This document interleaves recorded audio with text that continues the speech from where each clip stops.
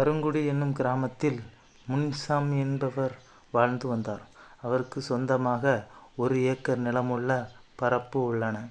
அதில் சிறு தாவரங்களான carrot, beetroot, முட்டைக்கோஸ், தக்காளி போன்ற சிறு தாவரங்களை வளர்த்து சந்தைக்கு கொண்டு போய் நல்ல லாபம் ஈட்டுவார்.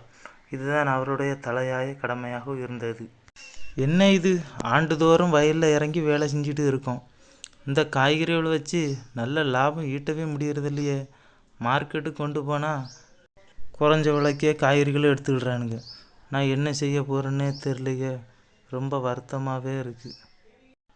முனுசாமி புலம்பி கொண்டு இருப்பதை கேட்ட வனதேவதை அவனுக்கு ஒரு வரம் கொடுத்தது. அது என்னவென்றால், முதலில் பயிரப்படும் எந்த பயிராயினும் இரட்டிப்பு லாபம் தரும் என்பதாகும். அதன்படியே அவன் பயிரிட்டான். முட்டைக்கோஸை பயிரிட்டான். அது வழக்கத்தை விட மிக பெரியதாக இருந்தது. அதை சந்தைக்கு கொண்டு சென்றான். நல்ல வருமானம் ஈட்டினான். இதன்படியே ஒவ்வொரு முறையும் பயிரிடப்படும் முதல் பருவமானது இரட்டிப்பு லாபம் தந்தது.